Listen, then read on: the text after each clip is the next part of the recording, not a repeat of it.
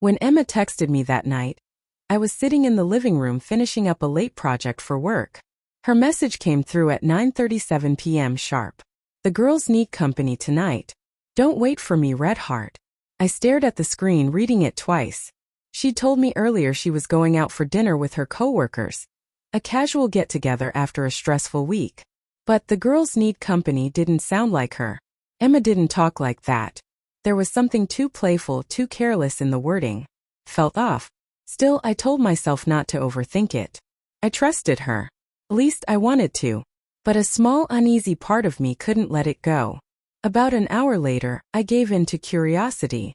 We'd set up location sharing on our phones years ago, just for safety, never really used it. I opened the app, and my stomach dropped. She wasn't at the restaurant she mentioned. Her pin showed a different spot across town, the Haven Lounge, a sleek little bar inside a boutique hotel. Not exactly the kind of place you'd grab drinks with the girls. It was known for quiet corners, dim lights, and couples who didn't want to be seen. I sat there for a long moment, my heart thudding. Then I grabbed my keys. When I got there, I parked across the street, lights off. Through the bar's golden windows, I spotted her instantly. Emma, wearing a red dress I didn't recognize, low-cut, fitted, far too elegant for an after-work dinner. And across from her sat Aaron, my coworker. They were leaning in close, laughing. His hand rested on the table, close enough to hers to tell me everything I didn't want to know. I pulled out my phone and took a single photo. No blur, no hesitation. Just proof. Then I attached it to a message and typed 2 words. Recognize this?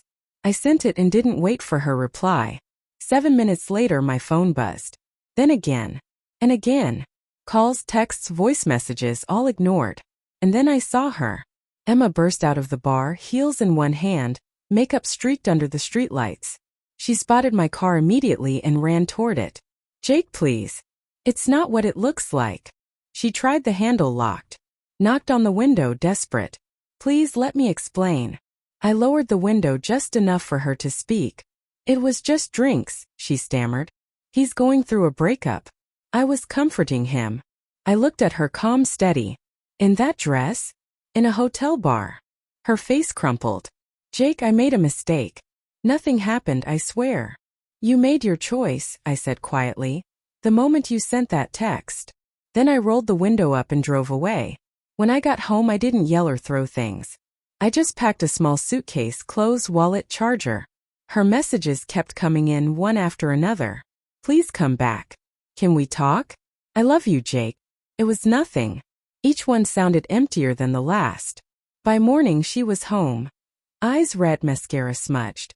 I don't know why I did it, she said through tears. I just wanted attention. I looked at her, calm as ever. Then you should have asked for mine, I said, instead of his. She covered her face, sobbing. As I walked to the door with my bag, she whispered, You'll regret this. I paused. No, I said. You already do. Weeks passed. Her calls stopped. I focused on work, on sleeping again, on breathing without bitterness. Then one afternoon, Aaron showed up at my office, pale and uneasy. I'm sorry, man, he muttered. She told me you two were separated. I gave him a small smile. You believed her. That was all I said. He looked away, ashamed. I didn't need revenge, life was handling that part. Months later, a mutual friend mentioned Emma had moved out of town. Apparently, she'd lost her job after a workplace scandal. Aaron was involved too.